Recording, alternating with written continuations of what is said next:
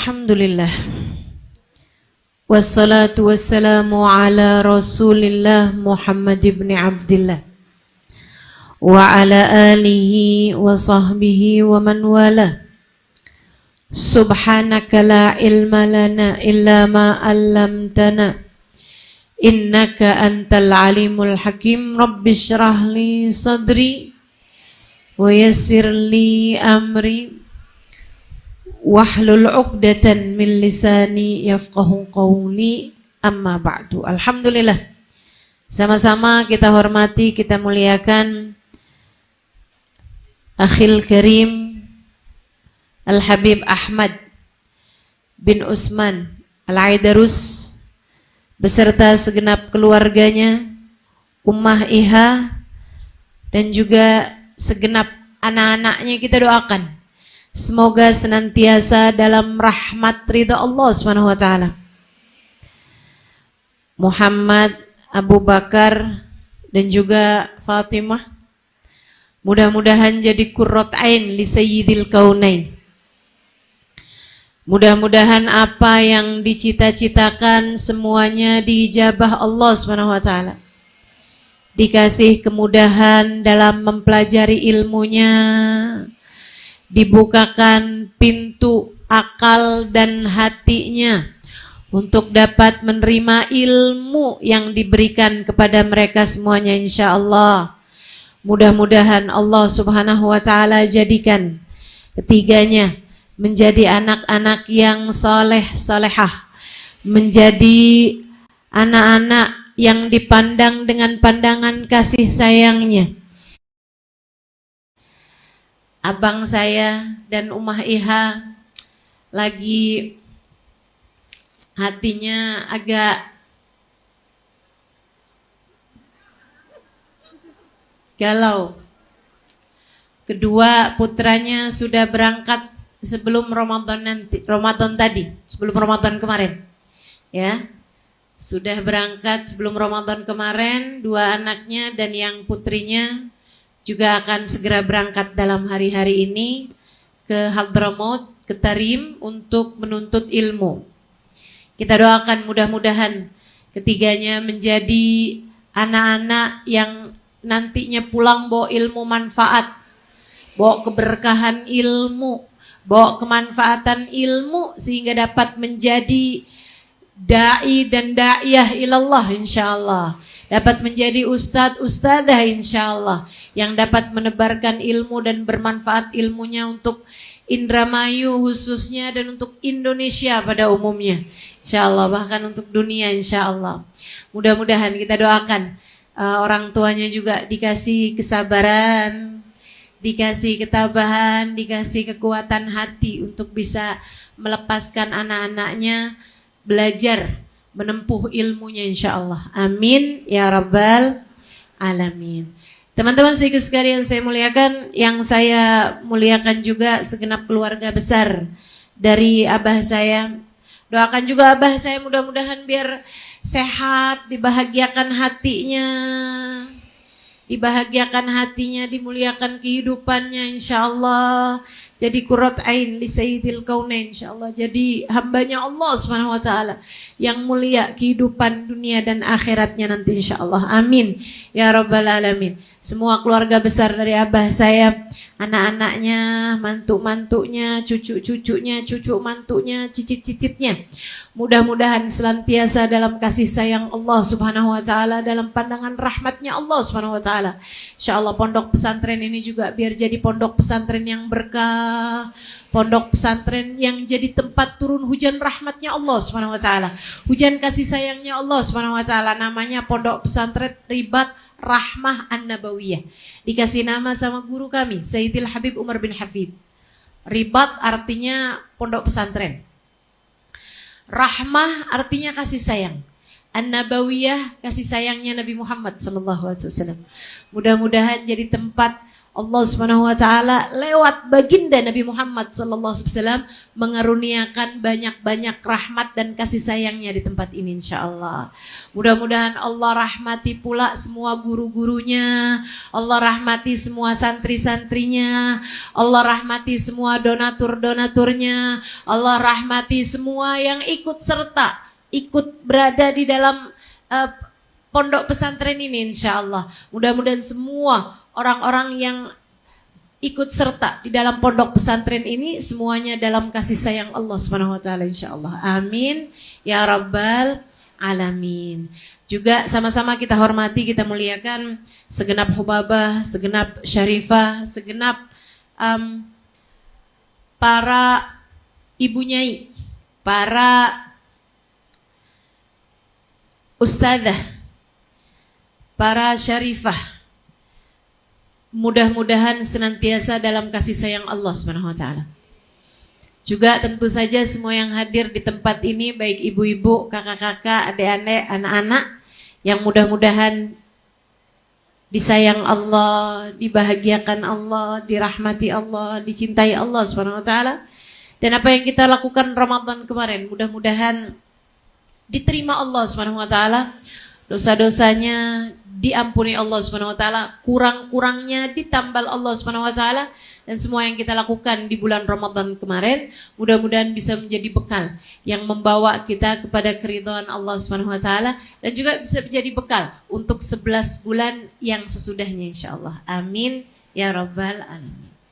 Ibu-ibu, teman-teman sekalian saya muliakan, saya di pertemuan kali ini hanya akan membahas hal yang saya rasa sangat penting jadi tolak ukur, jadi sebab keselamatan kita dunia dan akhirat.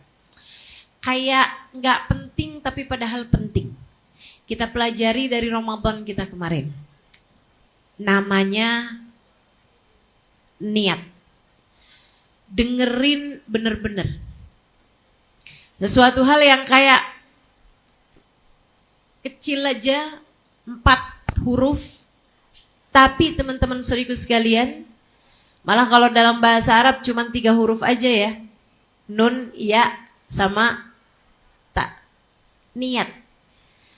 Tapi penting banget melatar belakangi seluruh kehidupan kita. Saudariku sekalian yang saya muliakan, hal yang dalam hari-hari ini ada dalam benak saya. Hal yang dalam hari-hari ini jadi pemikiran mungkin salah satu dari yang terbesar saya gitu. Masalah niat. Saudara sekalian, kita kalau lagi puasa, nggak sah puasa kita kecuali kalau kita malemin niat. Menurut pendapatnya Imam Syafi'i. Menurut pendapatnya Imam Malik, boleh niat awal malam dari malam-malam Ramadan. Dan kalau sisa malamnya ada malam yang kelewat dari niat, 1 malam itu niat untuk memuasakan puasa sebulan penuh itu mencukupi. Menurut Imam Abu Hanifah, boleh kalau sampai kita kelupaan niat di waktu malam, boleh niat yang penting sebelum duhur, sebelum pagi, sebelum lewat pagi. Artinya kalau misalnya niatnya itu baru habis duhur nggak boleh, tapi kalau misalnya pagi gitu masih boleh. Ini yang masalah kalau ada orang habisnya sahur dia lupa niat, habisnya sahur subuh dia tidur lagi, sampai bangun-bangun jelang asar. Waduh, saya tadi malam lupa niat lagi ya tuh. Oh, kalau kayak gitu gimana tuh Ustazah? Ya dia mesti puasa, tapi puasanya nggak sah bahkan menurut Imam Abu Hanifah sekalipun. Ala kulli hal, ada perbedaan pendapat di antara imam 4, teman-teman saya sekalian, tapi semuanya dari Imam Syafi'i ke Imam Malik, ke Imam Abu Hanifah, ke Imam Ahmad bin Hambal, keempat semuanya mewajibkan adanya niat. enggak sah puasamu tanpa adanya niat. Enggak sah puasa kita enggak pakai niat. Demikian pula dengan kita sholat enggak sah kalau enggak pakai niat.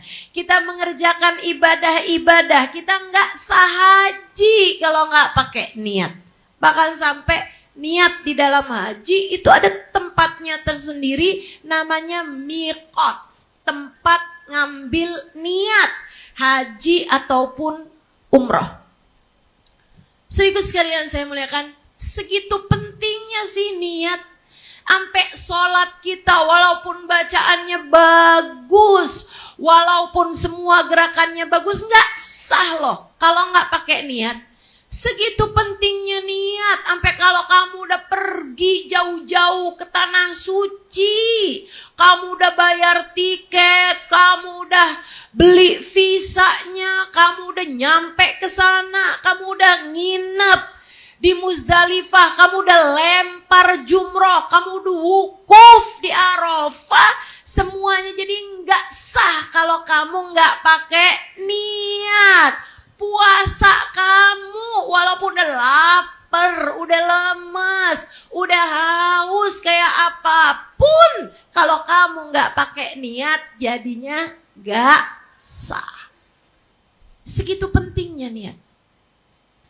Ngajarin kita buat apa-apaan pakai niat.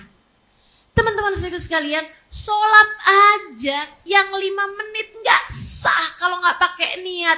Kok bisa-bisanya kamu jalanin hidup segini panjangnya nggak pakai niat?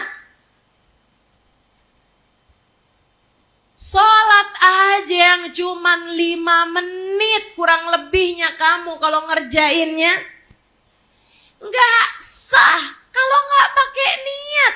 Kok bisa-bisanya kamu nikah segitu panjangnya nggak pakai niat? Kamu berumah tangga segitu lamanya nggak pakai niat? Kok bisa-bisanya kamu punya anak segitu begadangnya, segitu nyusuinnya, segitu melahirkannya dengan separuh nyawamu, kok nggak pakai niat? Bagusin niat, benerin niat, adakan niat. Jadi yang pertama, mesti pakai niat, adain niatnya. Ustazah kan niat mestinya di awal-awal Ustazah. Ini saya udah berumah tangga 10 tahun nih Ustazah kagak pakai niat. Anak saya udah sampai gede-gede Ustazah, saya gak pernah pakai niat-niat segala. Ustazah punya anak. Saya belajar, saya ini itu makan segala macam, saya gak pakai niat loh Ustazah. Udah terlanjur kayak gimana nih? Teman-teman sekalian, ada tajdid dunia. Walaupun gak di awal. Nah kayak imam-imam yang tadi telah saya sebutkan. Ya udahlah ya. Enggak kita kerjain kayak Imam Syafi'i. Sebelum memulai puasa kita udah niat duluan. Sebelum subuh kita udah niat kayak Imam Syafi'i. Ya sekurangnya lah. Biarpun di tengah-tengah jangan sampai enggak pakai niat. Nih hidup kita nih. Nggak tahu sisa berapa lagi nih. Yang sisanya nih adain niat. Biar ada niatnya. Maksudnya kita ngucap gitu Ustazah. Saya niat hidup. Nggak harus begitu. Karena niat itu adalah urusan hati. Kalau adik-adik yang belajar di pondok pesantren. Nah itu ya. Ada tuh. An-niyatu mahalluha al-qalbu. Niat tempatnya adalah di dalam hati. Amma talaffuz biha fahiya sunnah. Adapun melafalkan niat, menyebutkan niat, mengingatkan niat, mengingat niat dengan menyebutkannya, hukumnya adalah sunnah. Maka nih, pada hari ini saya mengingatkanmu biar kamu jadi ingat lagi dan bikin ada niatmu dalam kehidupan. Di sisa hidupmu ini loh, hidup kamu nih, kamu niatnya mau ngerjain apa? Kamu maunya apa? Kayak sholat. Kan kamu niat tuh. Nih saya nih ke depan ini nih 4 rakaat nih saya niat mau sholat. Usolli fardhu dhuhri 4 rakaat mustaqbilal kiblati. Imaman atau makmuman. Lillahi ta'ala. Ini saya niat ya Allah mengerjakan 4 rakaat nih habis ini. Ada rukunya, ada sujudnya 4 rakaat nih ya Allah. Menghadap ke arah kiblat. Saya sholatnya berjamaah. Saya sholatnya fardu nih ya Allah. 4 rakaat ini saya kerjain lillahi ta'ala. Itu niat dalam sholat. Kita hidup nih juga nih. Mau apa kamu dalam hidupmu ini? Yuk kita adain niatnya. Mengadakan niat. Jangan sampai hidup kita gak ada niat. Akhirnya jadinya gitu tuh. Hidup segan mati tak mau. Gak pakai niat sih. Jadinya kayak orang puasa lupa niat di waktu malam. Siang-siang saya lupa niat nih tadi malam. Boleh makan gak? Gak boleh. Tapi kan puasa saya gak sah. Iya tapi gak boleh makan. Karena waktunya sekarang Ramadan. Minum aja dah, minum boleh gak? Gak boleh juga. Ya ampun. Puasa tapi jadi kayak gak puasa. Kan begitu? Nah teman-teman saudara sekalian, jangan sampai hidup kamu kayak begitu. Adain niatnya. Harus ada niatnya. Milikilah niat. Harus punya niat. Hidup harus ada niatnya. Kenapa gitu? Dengerin katanya Nabi Muhammad. Pada hafal semuanya, tapi kadang suka nggak ngerjainnya. Suka nggak kepikiran. Emang sih, yang namanya segala sesuatu tuh emang mesti ada gurunya. Urusan-urusan niat hidup aja mesti dikasih tahu, kan begitu ya? Hadisnya Nabi Muhammad udah pada hafal semuanya nih. Innamal a'malu, segala sesuatu tergantung dari niatnya. Sesuatu itu ada kalau ada niatnya. Artinya kalau nggak ada niatnya, jadi sesuatunya ada nggak ada. Makanya kalau kamu liatin nih, Ustazah kok saya hidupnya berantakan ya. Lah niat aja kagak ada. Gimana nggak berantakan hidup kamu? Saya hari ini nih kayak nggak jelas hidup saya. Nggak jelas di niatnya. Makanya hidup kamu jadi nggak jelas. Ustazah rumah tangga saya nih kalang kabut mulu Ustazah. Kayak kacau balau aja gitu Ustazah. Kayak carut marut aja gitu. Berantakan aja hidup rumah tangga saya nih Ustazah. Kadang-kadang semua itu tergantung dari innamal a'malu. Katanya para ulama, tapi hadis itu pentingnya justru di bagian sesudahnya. Innamal a'malu binniyat wa innama likulli imri'in ma nawa. Segala perbuatan tergantung dari niatnya. Ada tidak adanya perbuatan tergantung dari ada tidak adanya niat. Bagusnya perbuatan tergantung dari bagusnya niat. Jeleknya perbuatan tergantung dari jeleknya niat. Wa innama likulli imri'in ma nawa. Dengerin, penting. Biar kamu liatin hidup kamu.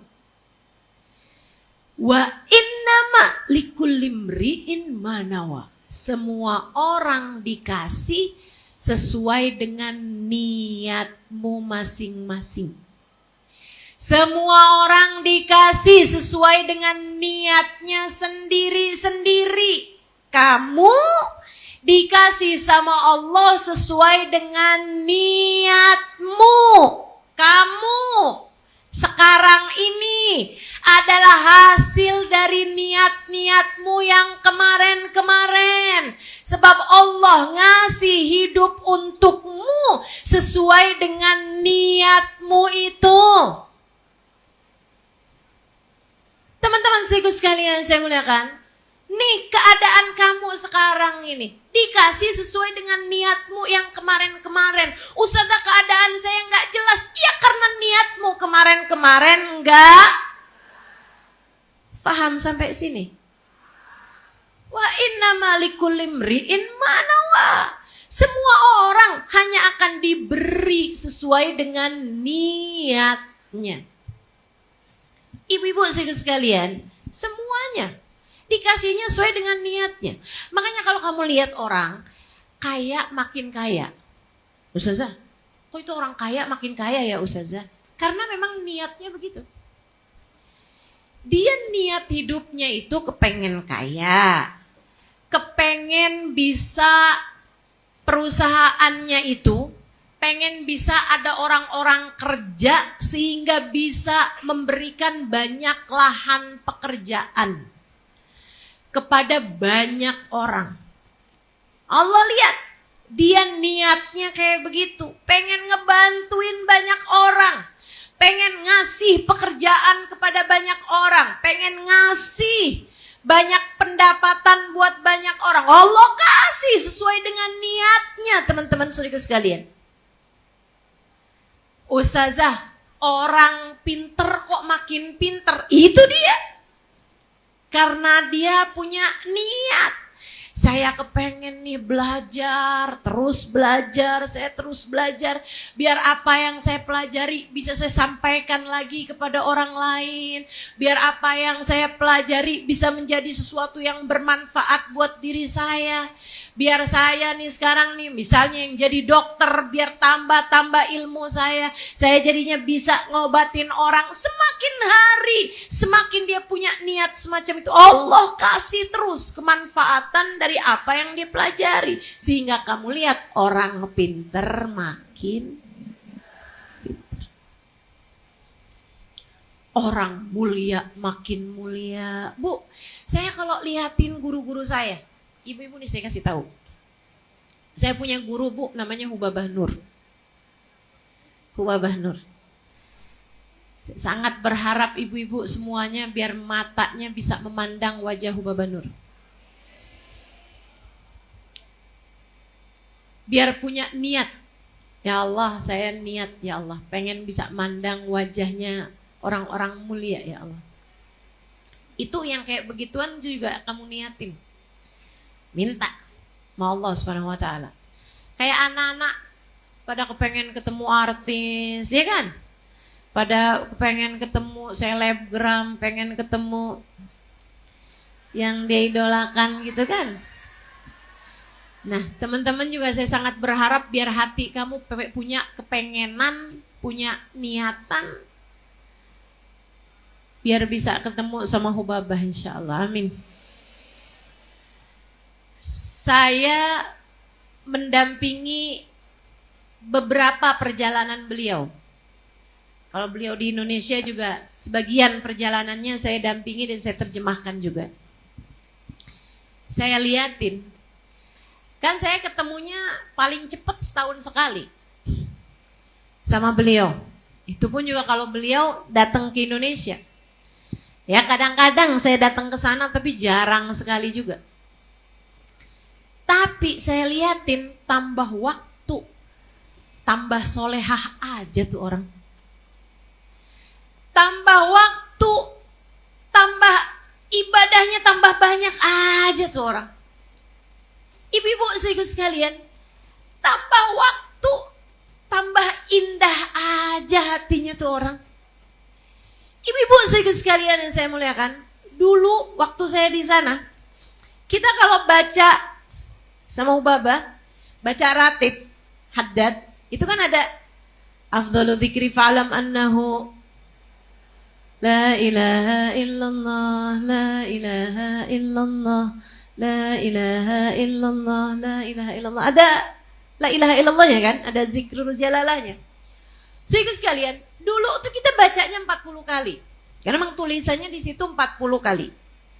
Lama-lama naik 50 kali karena memang tulisannya antara 40 atau 50 kali. Satu waktu udah di Indonesia nih.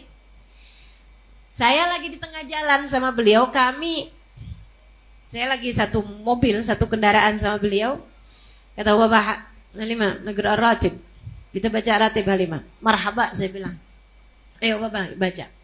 Baca tuh, Bapak. Baca la ilaha illallah, la ilaha. Sampai di la ilaha illallah itu kan.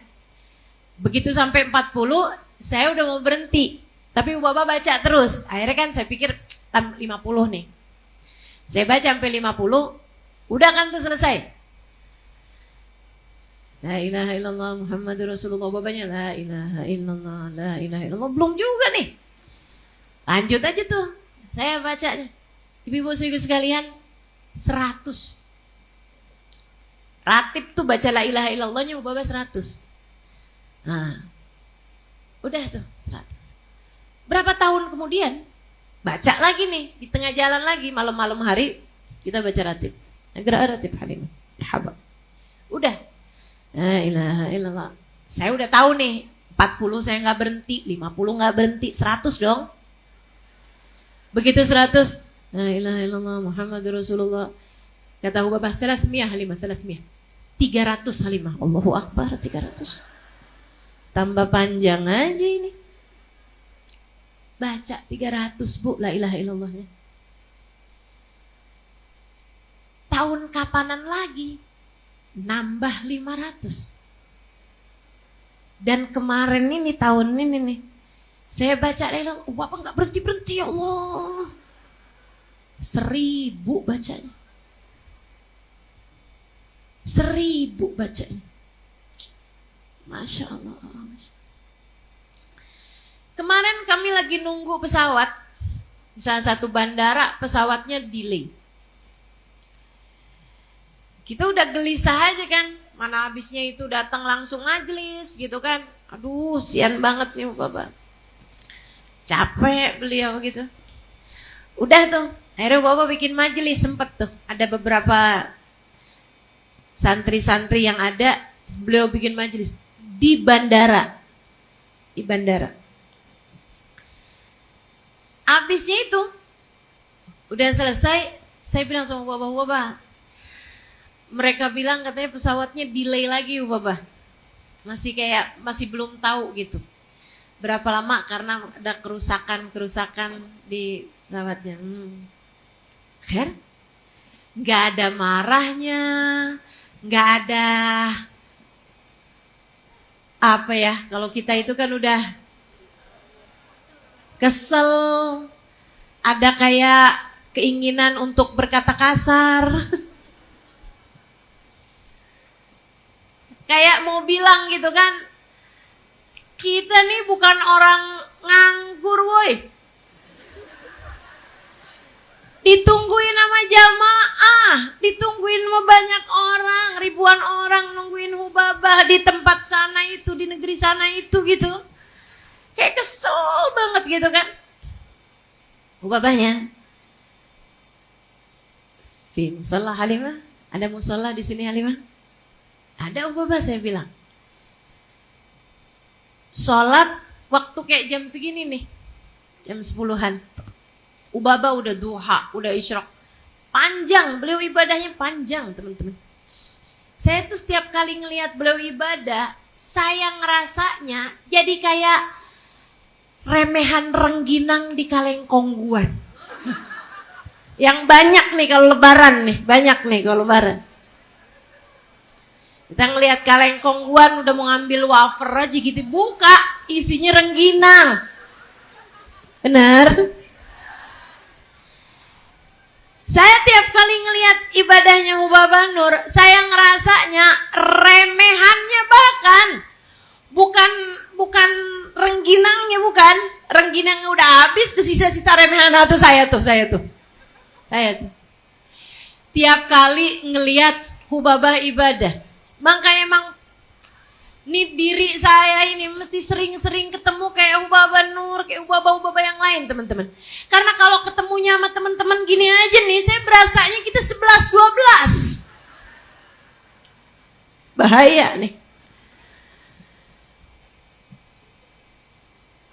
Beliau nanyain musola di mana, saya tunjukin musolanya. Saya ke sana, beliau wudhu sebentar. Punya wudhu teman-teman, mereka nggak akan batal wudhu. Kecuali langsung wudhu kembali. Jadi mereka batalin wudhunya emang di kamar mandi dan udah siap langsung wudhu lagi. Orang-orang mulia tuh, kayak gitu. Beliau tajdidul wudhu, gitu kan? Kamar mandi habis itu wudhu, sholat. Udah tuh, udah. Kalau udah ngeliat tuh Baba Nur sholat, udah. Nggak usah ditungguin lama. Kayak kamu bilang, saya kalau lagi tidur jangan ditungguin ya lama. Bangun-bangun gitu kan. Itu mereka kalau udah mah ibadahnya kayak begitu teman-teman saudara sekalian. Ahli ibadah tambah ahli ibadah. Kenapa? Niat, hidup mereka niat. Makanya kenapa ibadahnya tambah bagus, akhlaknya tambah bagus, hatinya tambah bagus, ilmunya tambah bagus, kemanfaatannya tambah luas, hidupnya punya niat. Nih makanya saya kasih tahu sekarang, teman-teman sekalian, kamu harus punya niat dalam hidup. Ustazah, niatnya buat apa nih Ustazah? Nih, saya kasih tahu. Saya perhatikan ibarat niat itu bangunan. Orang hidup di atas muka bumi ini nih, ada 3 lantai niat. Yang pertama di bawah, orang-orang yang niat hidupnya, mereka sadar atau mereka enggak sadar, niat hidupnya cuman li ajli nafsih, untuk nyari kesenangan diri sendiri. Hati-hati. Hati-hati. Ini kalangan-kalangan paling rendah dari manusia di atas muka bumi ini.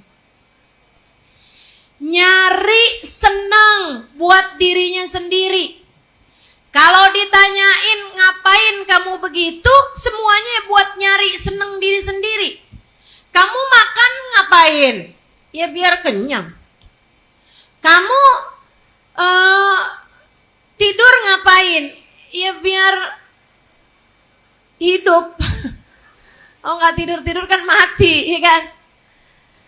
Kamu makan, minum ngapain? Ya biar hidup, biar saya nggak mati. Gitu. Urusannya cuma biar saya. Bahkan ketika dia memutuskan untuk berumah tangga. Kamu ngapain kawin? Ya biar saya seneng lah. Biar ada yang nafkahin saya. Perempuan nih, banyak nih. Ustazah doain dong saya, Ustazah biar cepat dapat jodoh. Kenapa gitu? Saya nggak mau jadi beban orang tua mulu. Oh, terus kamu gak mau jadi beban orang tuamu, sekarang kamu mau jadi beban suami kamu gitu? Cuman pindah pembebanan. Hati-hati sama niat teman-teman. Makanya kenapa kamu sesudah menikah, kok saya cuman jadi beban suami saya? Dari awal kamu niatnya emang begitu. Allah bakal kasih kamu sesuai dengan niatmu. Ustazah doain dong saya Ustazah biar nikah, biar dapat jodoh. Kenapa gitu? Biar gak malu Ustazah kalau ditanyain pas lagi mudik lebaran. Kamu kapan nikah? Udah 5 bulan yang lalu, kan enak Ustazah jawabnya. Oh kamu gak tahu, abis pertanyaan kapan nikah, disusul pertanyaan kapan punya anak. Habisnya punya anak 1, disusul pertanyaan kapan nambah anak lagi. Dan gak kelar-kelar teman-teman saudaraku sekalian. Gak selesai-selesai kalau kamu urusannya sekedar bisa jawab pertanyaan orang. Kebanyakan orang tuh, Ustazah saya kepengen nikah dengan orang yang mencintai saya. Kenapa? Biar ada yang sayangin saya. Sian bener? Biar ada yang mencintai saya. Sian bener? Biar ada tempat pulang. Ya Allah, selama ini kamu gak punya tempat pulang? Hati-hati sama niat. Kamu harus punya niat, tapi harus bener niatnya. Jangan sampai niatmu seperti kebanyakannya orang, cuman memikirkan saya. Tuh, rata-rata orang hidup cuman mikirin saya. Doain biar saya cepet lulus kuliah. Biar kenapa?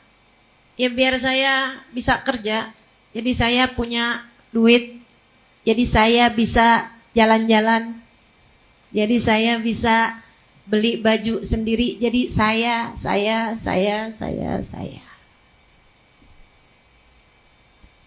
Niat manusia kebanyakan begitu.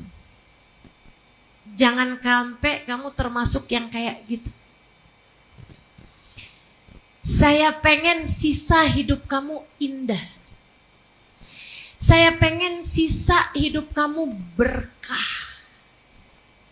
Saya berharap. Karena saya sayang sama kamu. Sebagai umat Nabi Muhammad. Saya berharap dengan saya menyayangimu, Nabimu Muhammad sayang sama saya.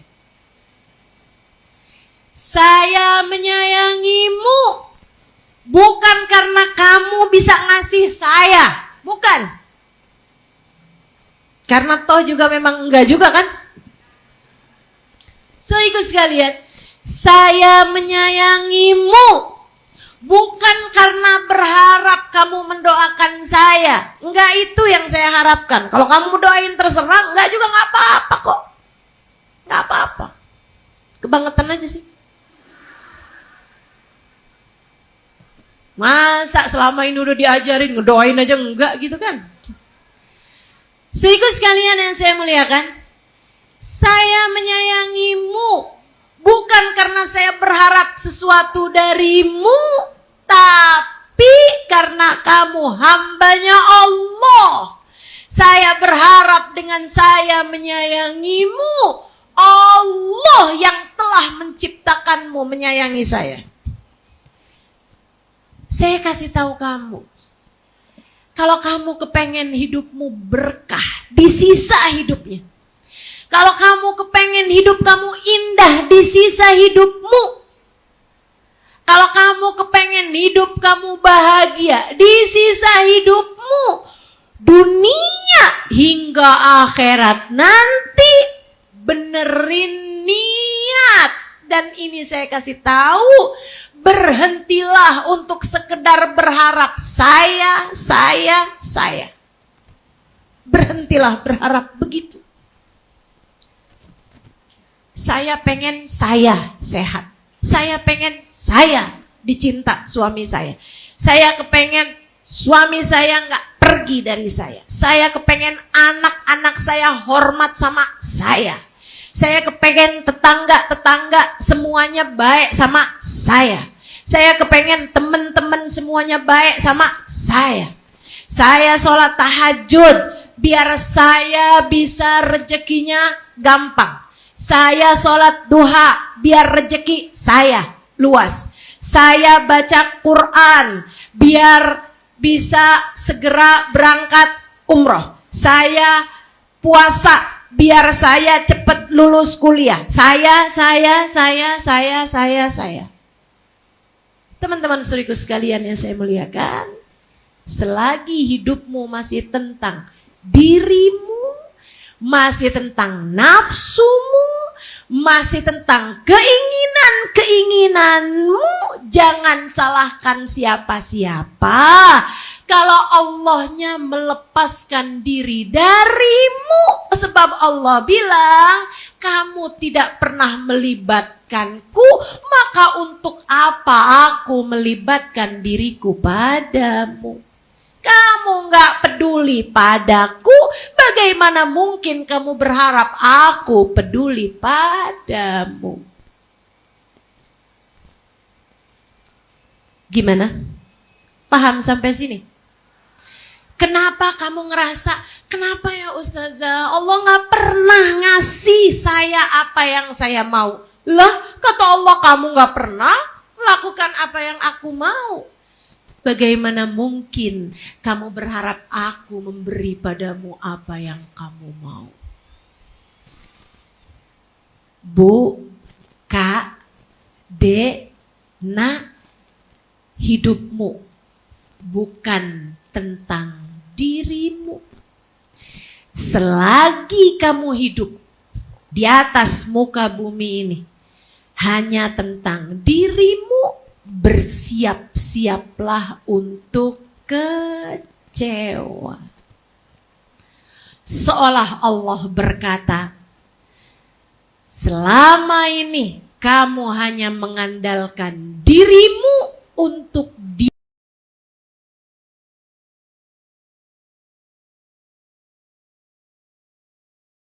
dirimu.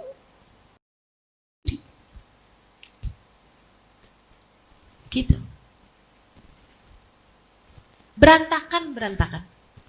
Dek, kalau kamu sekolah, belajar di pondok pesantren, niatmu hanya untuk sekedar biar saya pinter, biar saya nanti dapat jodohnya orang yang pinter, biar saya nanti bisa dapat pekerjaan yang bagus, saya bisa jadi orang mulia, saya bisa jadi orang yang dihormati sama orang, saya bisa jadi orang yang punya banyak uang, saya. Siap-siaplah kamu kecewa. Kamu juga, Bu, yang mondokin anak, jangan cuma niatnya biar anak saya nanti jadi orang mulia, jadi saya nanti kalau hadir majelisnya Ustazah Halimah bisa duduk di VIP.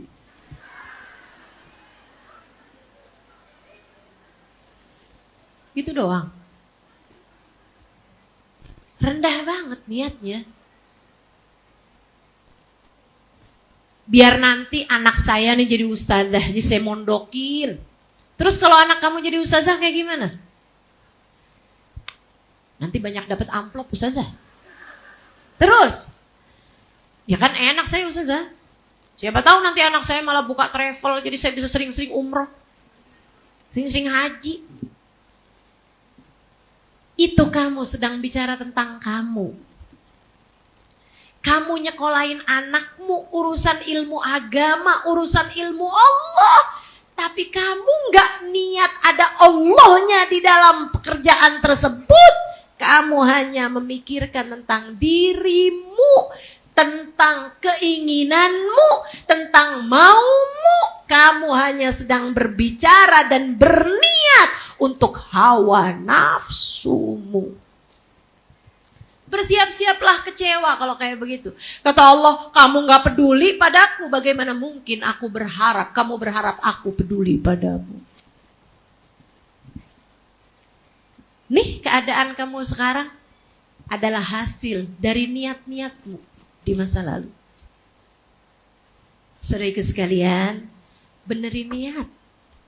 Biar bisa bener hidup kamu. Benerin niatnya. Niat hidupnya dulu nih, dari awal. Nah nanti udah niat hidupnya bener, tiap pagi kamu ingetin diri kamu, tiap hari kamu ingetin diri kamu, dan bahkan tiap 5 waktu sholat kamu ingetin diri kamu. Nih saya mau kasih tahu. Sebelum saya kasih tahu itu, saya kasih tahu dulu teman-teman saya sekalian. Niat yang pertama ini tadi nih. hanya untuk diri sendiri. Dirinya aja yang dipikirin. Saya mau belajar masak. Biar kenapa? Biar saya bisa nyuguhin buat suami. Terus biar suami tambah sayang sama saya. Nah, saya lagi. Ustazah doain anak saya, Ustazah, biar jadi anak yang berbakti sama saya. Itu kamu gak lagi doain anak, kamu lagi doain diri kamu sendiri. Kamu lagi mendoakan, kamu lagi berdoa, tapi doanya buat hawa nafsumu sendiri. Ustazah doain biar suami saya jadi suami yang soleh, yang baik sama saya. Saya pengen Ustazah suami saya itu biar jadi imam yang baik buat saya. Saya aja urusannya. Saya Ustazah rajin doain rezeki buat suami saya. Biar dia bisa ngasih rezeki banyak-banyak sama saya. Saya lagi. Siapa sebenarnya yang kamu niatkan itu? Ya benerin niatnya. Naik. Ada 3 lantai, ada 2 lantai yang harus kamu naikin untuk menjadikan sisa hidupmu berkah, sisa hidupmu indah. Saudaraku sekalian saya muliakan, di atas itu ada hamba-hamba pilihan yang niat hidupnya ini bahkan universal. Apa tuh Ustazah universal? Umum. Orang dunia, teman-teman. Ini saya nggak lagi bahas urusan akhirat. Saya lagi bahas urusan dunia nih. Urusan dunia. Dengerin yang cuman mau dengerinnya urusan dunia. Ngajinya cuman untuk sekedar kehidupan dunia nih, dengerin saya. Ini teori tak terbantahkan bahkan untuk orang yang bukan muslim sekalipun. Ada orang-orang, manusia-manusia pilihan. Mereka tahu hidup bukan hanya tentang diri sendiri. Hidup adalah tentang masyarakat umum, luas. Kita manusia adalah makhluk sosial. Maka lahirlah teori, kalau kamu ingin hidupmu bahagia, bahagiakanlah orang lain.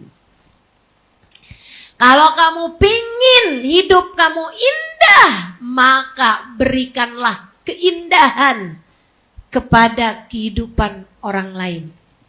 Naik kelasnya dari menjadi hamba untuk hawa nafsunya menjadi hamba untuk kehidupan umat manusia. Naik tingkatannya. Sehingga ada banyak orang non-muslim sekalipun berbuat baik sama orang lain. Apa yang terjadi? Allah jadikan kehidupan dia baik. Saudaraku sekalian, itu prinsip kehidupan. Mau siapapun orangnya. Ustazah, kenapa ya? Saya nih orang Islam Ustazah, saya sujud, saya ruku, saya bahkan bangun tahajud, saya bahkan puasa sunnah Ustazah. Tapi kehidupan dunia saya nggak bagus Ustazah, rezeki saya nggak lancar Ustazah. Tapi saya liatin sebelah saya Ustazah, nggak Islam, nggak percaya sama Allah, tapi kehidupan dunianya bagus Ustazah, rezekinya lancar. Kok bisa begitu Ustazah? Ya.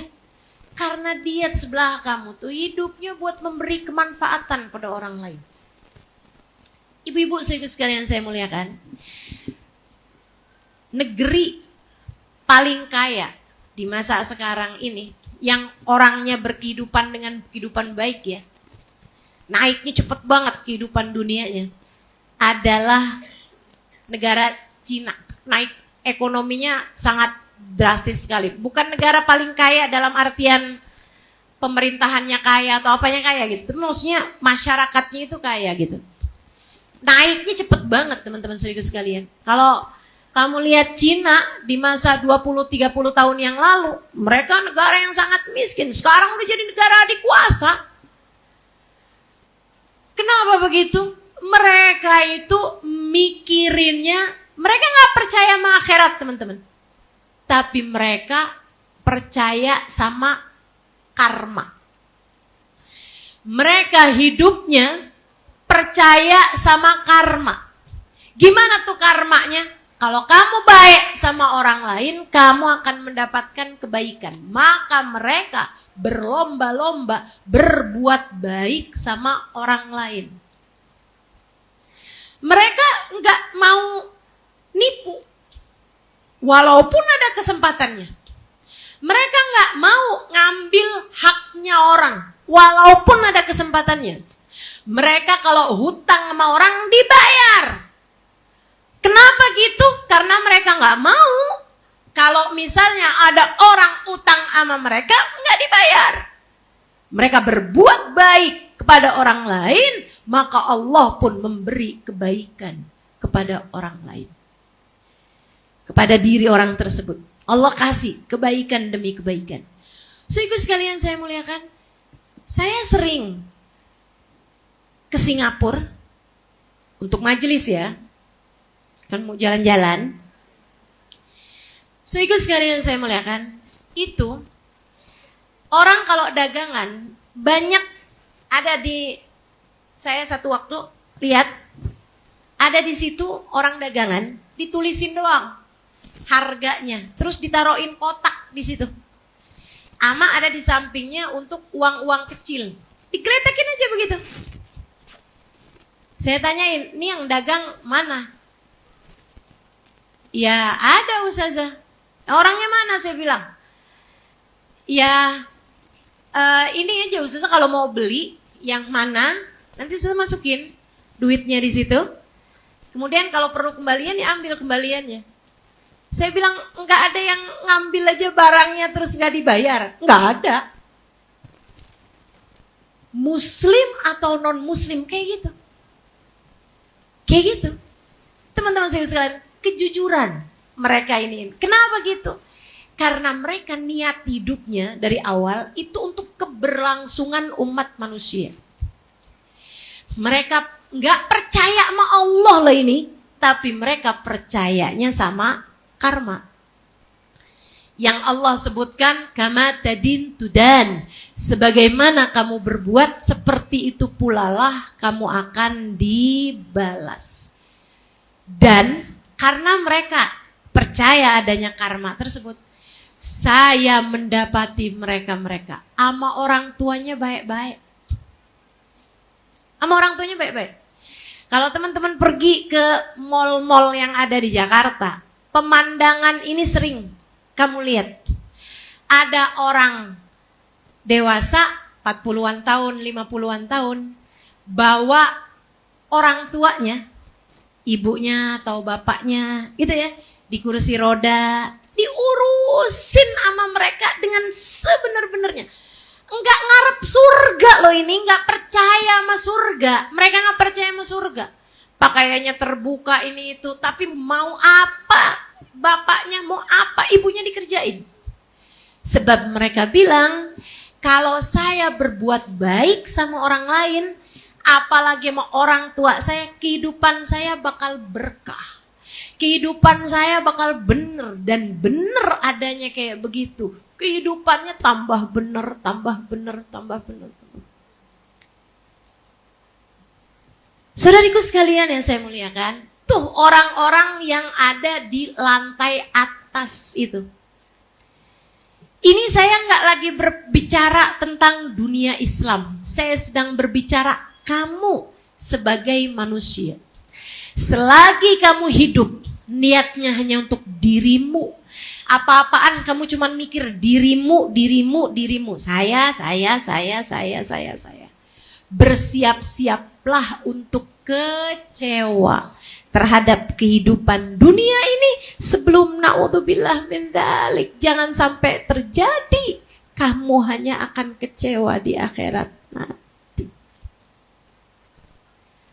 Allahnya bilang, Kamu gimana berharap saya tidak meninggalkanmu sekarang? Jika bahkan di dunia saja kamu selalu meninggalkanku. Tak pernah ada aku dalam hidupmu. Kamu hanya selalu memikirkan dirimu sendiri. Yuk, mulai sekarang Jangan jadi kayak begitu. Hidup tidak tentang dirimu, naiklah. Jangan jadi egois. Itu dosa terbesar umat manusia. Egois. Dosa pertama umat manusia. Ini saya kasih tahu. Dosa pertama umat manusia adalah dosanya iblis ketika disuruh sujud kepada Nabi Adam. Apa jawabnya iblis? Ma mana'aka an tasjuda li Adam id amartu. Kata Allah nih, iblis, kenapa kamu gak mau sujud ma Adam? Padahal aku yang memerintahkanmu. Kata Allah. Kan selama ini saya kasih kehidupan sama kamu. Selama ini saya menyelamatkan kamu. Sekarang aku perintahkan padamu buat sujud kepada Adam. Kenapa kamu gak mau? Apa jawabnya iblis? Iblis nih teman-teman, ibadahnya panjang. Jangan kamu kira hidupnya durhaka. Enggak. Ibadah panjang, sujudnya panjang. Jadi kamu gak bisa bilang, Ustazah, saya nih Ustazah, hidup saya udah bener Ustazah. Selepas dari niat-niat yang Ustazah bilang, selama ini saya memang nyarinya saya. Tapi saya sholat, saya puasa, saya doa, saya pergi ziarah, saya baca sholawat. Ustazah, semua ibadah itu saya kerjakan. Jangan sampai kamu jadi kayak iblis. Iblis ibadah lebih panjang daripada dirimu itu.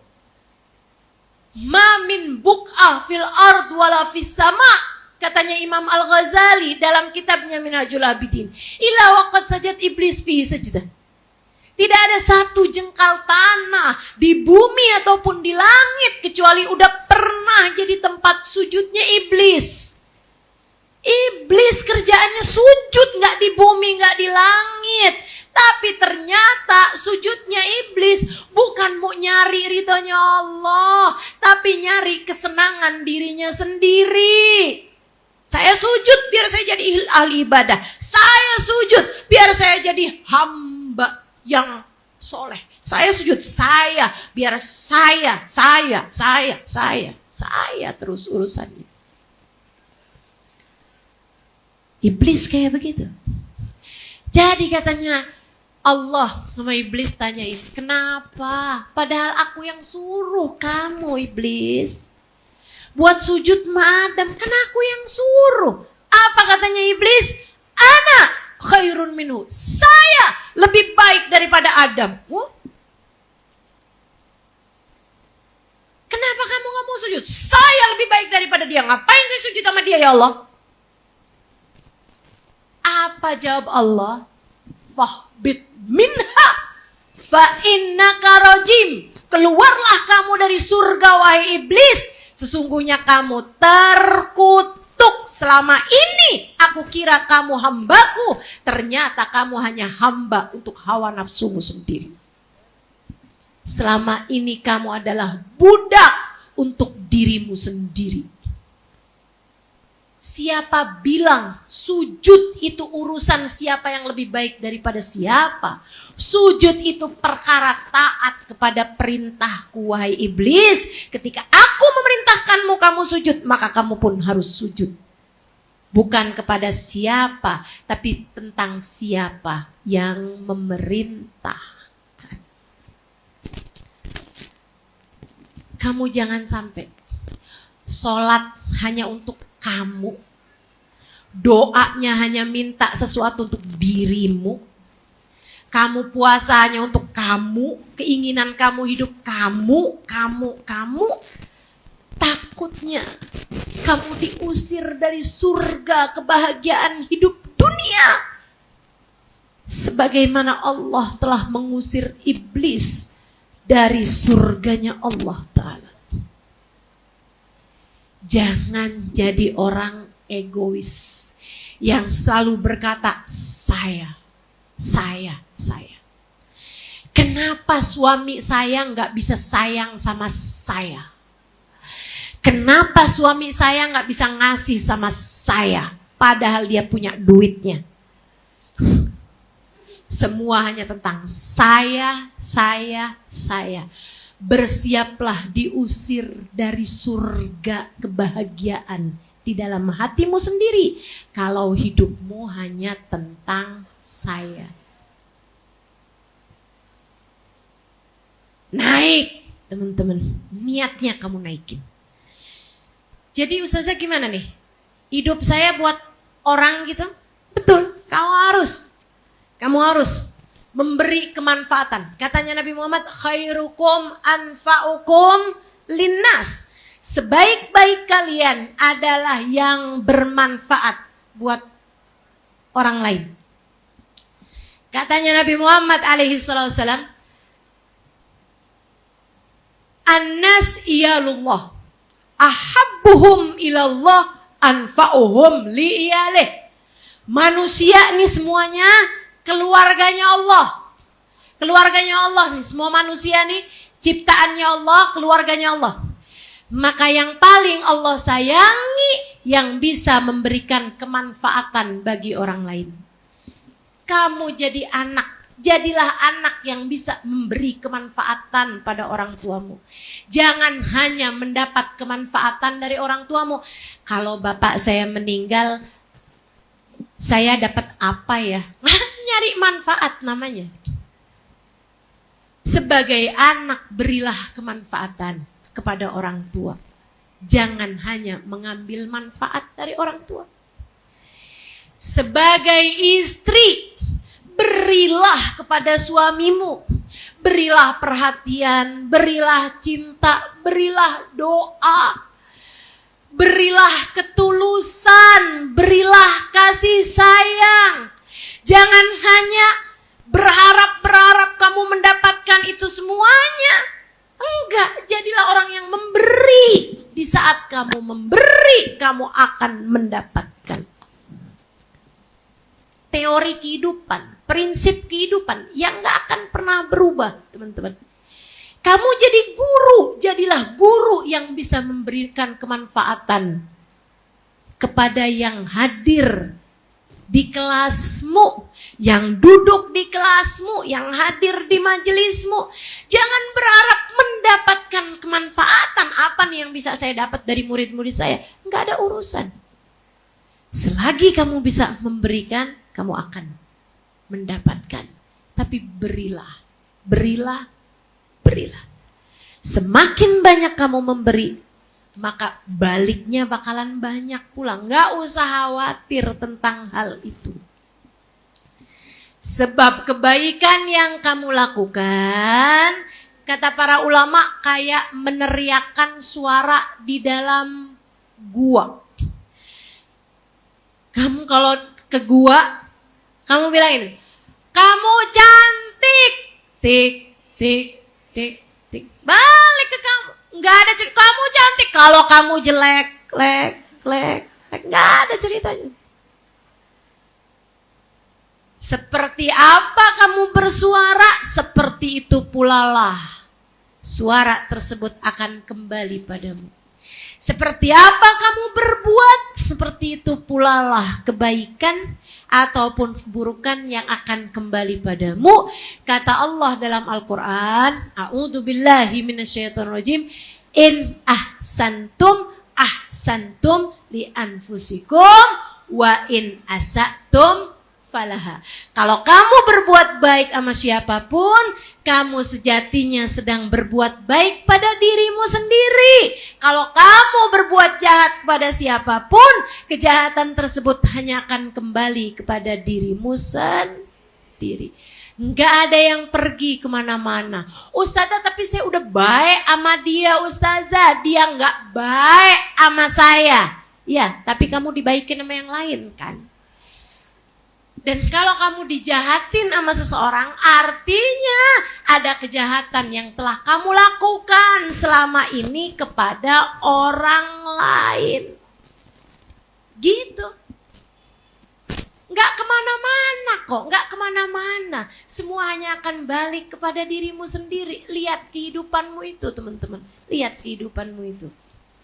Apa yang kamu lakukan, itu kayak nebar benih. Semuanya hanya akan kamu panen untuk dirimu sendiri. Maka jangan hidup hanya untuk diri sendiri. Jadilah seseorang yang memberikan kemanfaatan kepada orang lain. Bu, paham sampai sini? Dek, ngerti sampai sini? Nah, sekarang saya mau kasih tahu. Ada tingkatan yang lebih tinggi dari itu semuanya. Untuk itulah Allah mengutus para nabi. Untuk itulah Allah mengutus manusia terbaik kepada kita sekalian. Baginda kita Sayyidina Muhammad.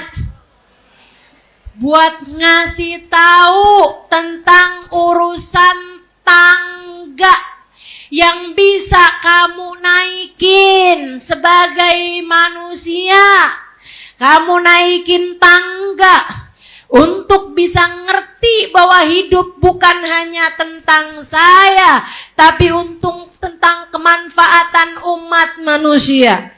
Tapi itu bisa difahami, tidak harus diutus seorang nabi. Ketika udah ada di lantai tengah ini, kamu udah jadi manusia seutuhnya. Itu kalau masih di lantai bawah, kamu baru separuh manusia.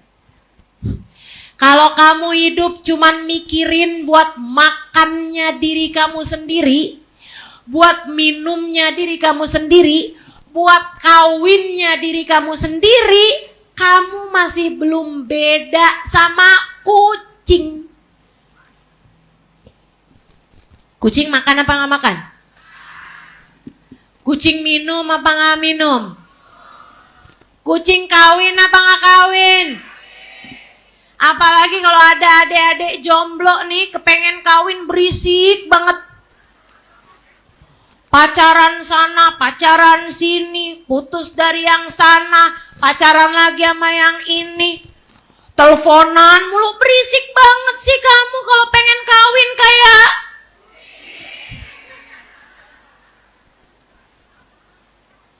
Kamu bukan kucing, Dek. Kamu bukan binatang, Bu. Enggak punya, terus punyanya orang lain dimakan. Punyanya orang lain diambil. Kamu bukan monyet. Monyet yang kayak begitu tuh.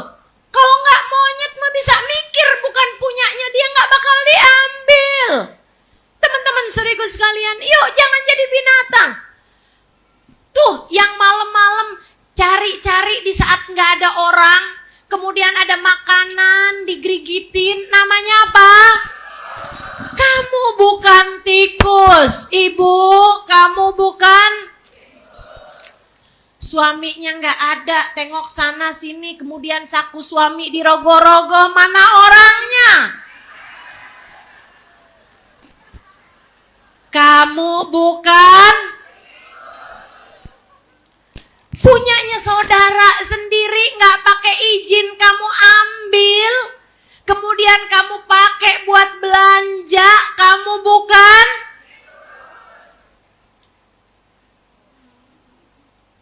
Jangan merasa udah jadi umat Nabi Muhammad kemudian cinta sholawat, jadi orang aja belum. Di akhirat nanti saya akan ada di rombongan pertama-tama umat Nabi Muhammad. Jadi orang aja belum. Yang digiring di belakangnya Nabi Muhammad itu manusia, bukan tikus. Yang digiring di belakangnya Nabi Muhammad manusia, bukan kucing. Yang digiring di belakangnya Nabi Muhammad manusia, bukan monyet. Maka jadilah manusia seutuhnya. Hidup bukan tentang dirimu sendiri. Kita bermasyarakat. Kita bergaul, jadi istri yang benar, jadi anak yang benar, jadi ibu yang benar. Bu, kalau kamu sama anakmu dengerin mama. Kamu kalau nggak dengerin mama, kamu anak durhaka. Anak durhaka tempatnya di neraka. Apalagi kalau dikit-dikit sama anaknya mukul, anaknya dicubit, anaknya dijewer. Bu, saya pernah lo lihat kucing gampar anaknya. Ibu pernah nggak? Kucing nabok anaknya, pernah lihat apa enggak? Nah, kamu bukan kucing, teman-teman sekalian. Kamu bukan binatang. Kamu bukan binatang. Kamu tuh yang bisa tengadah tanganmu mendoakan anakmu, kamu yang bisa.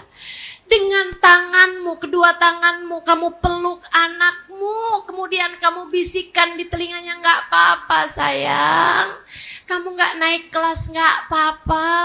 Dunia nggak kiamat dengan kamu nggak naik kelas. Mama dulu juga pernah nggak naik kelas.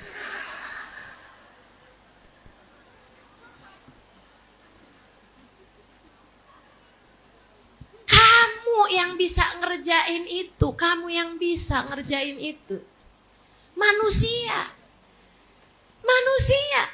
yang bisa memberikan kasih sayang lebih. Ibu-ibu sekalian, jangan sampai kamu kalah bahkan sama binatang. Binatang aja nggak ada loh ibunya kucing yang makan anaknya, betul? Nggak ada loh ibu kucing makan anaknya. Tapi ada loh, ada. Saya pernah diceritain sama orang.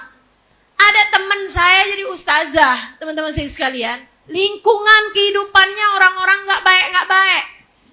Banyak juga perempuan-perempuan yang na'udzubillah min dzalik menjual dirinya gitu. Akhirnya dia bikin pengajian malam minggu. Biar anak-anak muda-muda tuh sama dia dikumpulin, diajakin baca maulid, diajakin baca Quran, dikasih makan enak-enak, senang-senang. Anaknya pada mau, ibunya yang jadi lebih jahat daripada binatang. Ibunya datengin saya, ustazah, dicerita sama saya. Ibunya bilang, kamu kalau bikin pengajian jangan malam minggu dong. Kalau malam minggu tuh banyak om-om nyari anak saya. Lumayan tuh kalau malam minggu tuh penghasilan anak saya. Sekarang anak saya jadi gak bisa ngasih saya lagi. Innalillahi wa inna ilaihi roji'un. Na'udzubillah min dzalik. Udah lebih jahat daripada setan. Ini lama-lama nih setan kalau baca nih koran atau baca internet nih, setan nih, kayaknya setan gantinya manusia bilang a'udzubillahi minasyaitonirrajim, kayaknya setan yang bilang a'udzubillahi minannasirrajim. Ya Allah, aku berlindung dari kejahatan manusia yang terkutuk. Kata setan nih, kayaknya manusia lebih jahat daripada saya dah, saya cuti aja dah. Naik, jangan hanya hidup di atas di atas muka bumi ini, bahkan jadi manusia pun enggak, naik jadi manusia. Nah, nanti kalau kamu udah bisa jadi orang yang hidupnya bermasyarakat, baik sama semua orang, bisa menebarkan kemanfaatan bagi orang lain, memberi, enggak usah berharap dikasih, itu biarkan. Jadi teori yang memang akan datang, jadi prinsip kehidupan aja, itu jadi bonus kehidupan aja, nggak apa-apa. Kamu naik kemudian menjadi orang-orang yang untuk itulah Nabi diutus kepada umat manusia, ngasih tangga. Nabi tuh diutus umat manusia, diutus oleh Allah kepada kita, teman-teman. Nabi Muhammad diutus Allah untukmu buat ngasih tangga, buat bikinin kita tangga. Tangganya nyampaikan kamu kepada Allah. Biar kamu niat hidupnya bukan hanya untuk dirimu, bahkan bukan untuk dirimu. Kamu niat hidupnya bukan hanya untuk kemanfaatan umat manusia, tapi kamu ngerti arti menjadikan hidup lillahi ta'ala. Nabi Muhammad, kalau kamu mau tahu apakah Allah ngutus Nabi Muhammad buat saya nih, udah dapat belum nih hasilnya? Saya nih terhadap terutusnya Nabi Muhammad nih, saya udah ngikutin belum nih jalannya? Liatin apakah hidupmu sudah lillahi ta'ala. Apakah selama ini kamu sudah hidup untuk Allah Ta'ala? Yang di saat malam, meskipun hawa nafsumu memintamu untuk tidur, karena itu memang lagi jam-jam ngantuk-ngantuknya, tapi kamu tahu Allah memintamu untuk bangun tahajud. Kata Allah Subhanahu wa taala, kadzab manidda'a mahabbati idza jannahul lail nama anni. Bohong orang-orang yang aku cinta padaku, tapi kalau malam-malam aku tungguin kagak ada bangun-bangunnya. Saya ditinggalinnya tidur dari awal malam atau tengah malam sampai akhir pagi. Sampai subuh kagak ada bangun-bangunnya. Bohong tuh kata Allah. Dia tidak hidup untukku. Kalau kamu hidup buat Allah, apa yang kamu mau tinggalkan. Kamu bangun di waktu malam, tahajud kamu. Kalau Allah bahkan nanya, kamu tahajud karena kepengen rezekimu diluaskan? Enggak ya Allah. Rezekiku adalah urusanmu. Aku enggak mau ikut-ikut campur terhadap urusanmu. Aku bangun ya Allah. Karena aku adalah hamba-Mu, Engkau memintaku untuk bangun, aku pun bangun menghadapkan diriku padamu. Saat itu, ketika kamu meninggalkan apapun yang kamu mau karena melaksanakan apa yang Allah mau. Di saat kamu lapar, tapi kamu puasa, kamu tinggalkan makan minummu karena Allah,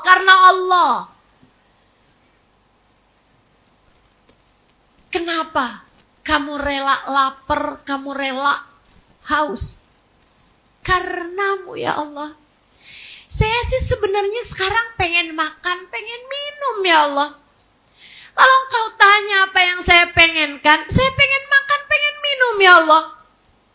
Apakah kamu lakukan ini untuk mendoakan anakmu yang sekarang sedang sakit? Enggak ya Allah, enggak. Sakitnya anakku adalah urusan antaramu dengan anakku. Anakku hambamu, engkau Tuhannya ya Allah. Saya sekarang berpuasa bukan karena berharap anak saya cepat lulus ujian atau saya dapat duit banyakan dari suami saya, enggak ya Allah. Atau rezeki saya jadi lapang, enggak, itu urusanmu ya Allah. Saya berpuasa karena aku tahu ya Allah, engkau meletakkan keridhoanmu pada puasaku, maka aku pun rela lapar haus karenamu ya Allah. Karenamu ya Allah. Saudaraku sekalian, ketika kamu nih di hari-hari lebaran kayak begini, saya tahu mungkin kamu pengennya tiduran di rumah, rebahan. Ada kajiannya Ustazah Halimah loh, ya gak apa-apa, saya dengerin live streaming aja. Tapi kamu datang ke majelis ini, kamu udah tinggalkan kesenanganmu. Hati-hati sama niat. Hati-hati sama niat. Jangan cuma sekedar Ustazah Halimah tuh suka ngibur saya. Saya kalau lagi malam-malam sedih-sedih saya buka tuh. Kayak Ustazah Halimah lagi ngomong gitu sama saya. Jadi sekarang pengajiannya ada di Indramayu. Saya kepengen tahu mukanya Ustazah Halimah. Itu urusannya tentang saya. Kan begitu? Hanya untuk memuaskan hawa nafsumu. Jangan teman-teman. Niatnya buat nyari ridho. Ustazah Halimah bisa ngasih tahu saya jalan yang Allah sampaikan kepada Nabi Muhammad, saya pun mempelajarinya. Biar saya tahu maunya Allah untuk saya ini apa. Saya kepengen bisa jadi hambanya Allah yang mengerti bagaimana cara menjalani kehidupan seperti yang Allah mau, bukan seperti yang saya mau. Ketika kamu sholat karena Allah, ketika kamu puasa karena Allah, ketika kamu menutup auratmu karena Allah, kamu betah pakai baju kayak gitu? Panas loh. Panas sih, tapi saya pakai juga. Kenapa? Lebih cakep? Enggak. Biar dibilang kalau kamu adalah perempuan soleha? Enggak ada urusan sama pandangan orang. Terus kenapa kamu pakai penutup aurat kayak begitu, baju panas-panas, kerudungan, kemudian semuanya ketutup? Kaos kaki loh, kaos kaki nggak gerah apa? Kita kan udah nggak sekolah lagi, nggak wajib pakai kaos kaki. Katanya gitu. Nah, saya pakai juga. Kenapa gitu? Allah mauin saya begitu. Allah mau saya begitu. Allah mau saya pakai ini. Kamu melakukan apa yang Allah mau. Ketika suamimu lagi marah-marah, mau kamu kayak gimana? Oh, saya pengen balesin. Maunya Allah kayak gimana? Maunya Allah saya diam, sabar, mendoakan suami saya. Terus saya pun melaksanakan apa yang Allah mau.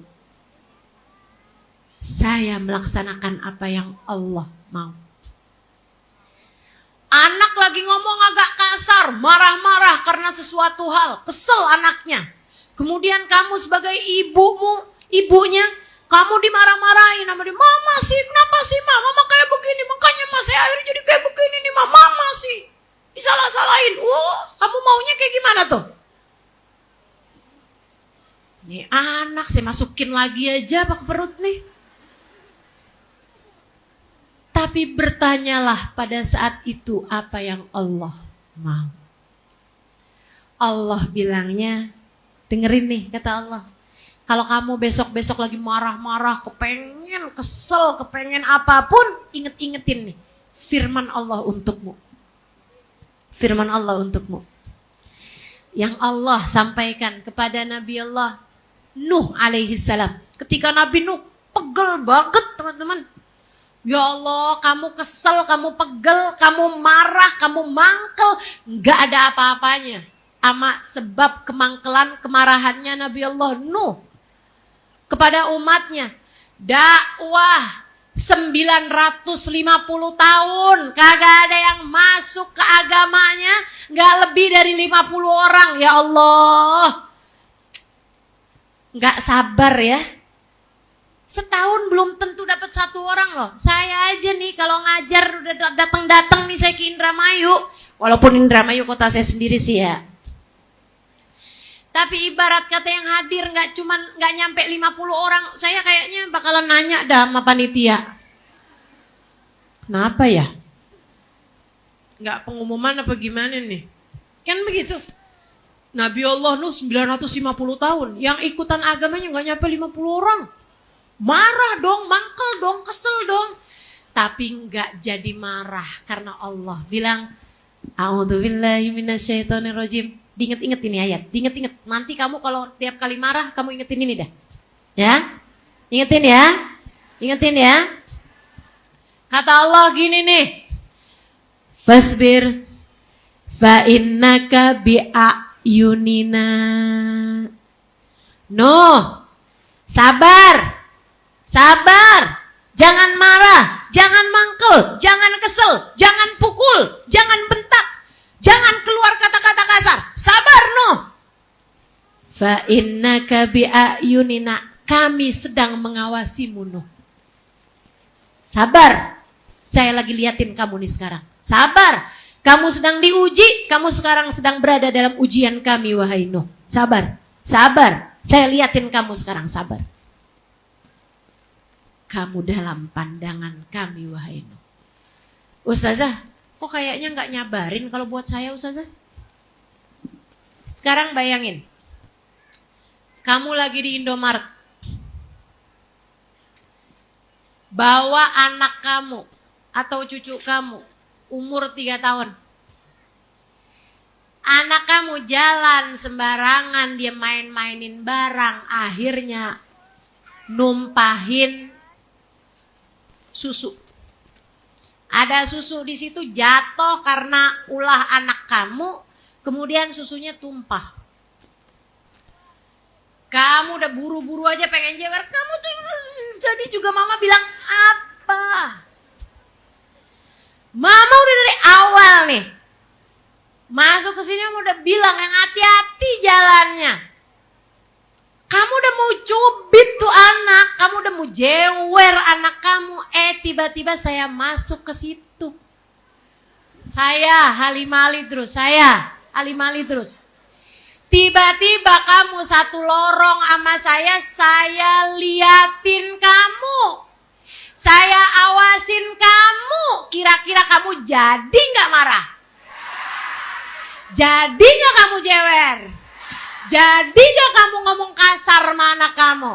Gak jadi. Kamu begitu lihat saya, kamu langsung bilang, Ustazah, anak saya Ustazah numpahin susu Ustazah, anak saya doain apa Ustazah biar jadi anak baik Ustazah. Gitu bukan?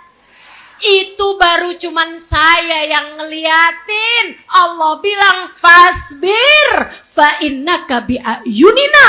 Sabar, aku lagi ngeliatin kamu kata Allah. Sabar, aku sedang memperhatikanmu, aku sedang mengawasimu, aku sedang melihat bagaimana reaksimu terhadap keadaan semacam ini. Sabar, sabar. Jadi tiap kali lagi mau marah, kamu inget-ingetin Allah lagi liatin saya, Allah lagi liatin saya, Allah lagi liatin.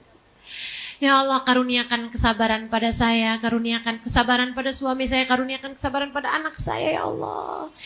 Ya Allah, rahmati kami, sayangi kami ya Allah. Gitu. Hiduplah buat Allah Bu, hiduplah buat Allah Dek, hiduplah buat Allah. Hidup buat Allah. Kalau kamu nikah, niat nikahnya bukan buat nyenengin orang tua, bukan buat nyenengin diri sendiri, bukan buat biar ada yang nafkahin, bukan. Kamu niat nikahnya melaksanakan perintah Allah. Melaksanakan perintah Allah. Allah nyuruh kita buat menikah. Allah nyuruh kita buat menikah. Dan karena Allah nyuruhnya kita buat menikah, itu kan kalau ada datang jodohnya, ya kan? Namanya perintah itu kan kalau sudah datang waktunya. Kalau kamu belum datang jodohnya, artinya kamu belum diperintah buat nikah. Santai aja deh. Halo? Kalau anakmu belum datang jodohnya, santai aja Bu, santai Bu. Ustazah, anak saya ini gak kawin-kawin Ustazah. Saya suruh dia pacaran aja bagaimana Ustazah? Jangan. Ingat, fasbir fa innaka bi'ayunina. Yang sabar, Allah sedang mengawasi kita semuanya. Niat apapun melaksanakan perintah Allah. Nah, kalau udah niatin hidup kamu buat Allah, buat Allah, buat Allah, buat Allah. Nanti kamu perbaharui niat setiap pagi. Saya minta kamu nih, mudah-mudahan bisa istiqomah. Sebagaimana saya meminta kepada diri saya. Saya minta juga kepada Allah, semoga saya dikaruniain keistiqomahan. Kalau pagi itu, waktunya duha, ya, atau waktunya isyak, kamu niat sholat istikharah. Ya, saya ngarepin kamu bisa kerjain semuanya nih. Sampai Ramadan, habisnya Ramadan, pokoknya seumur hidup dah. Sisa hidup kamu nih, mudah-mudahan kamu bisa istiqomah ngerjain ini. Buat niat memperbaharui niat. Buat melaksanakan pembaharuan niat. Tiap pagi, habis sholat subuh, habis kan zikir-zikir tuh ya. Pagi-pagi tuh. Isyraq, duha, sholat istikharah. 2 rakaat. Gak usah panjang-panjang, 2 rakaat aja. Gak usah baca Al-Baqarah, Alim, gak usah. Modelan kamu kuliah kulhu aja gak apa-apa.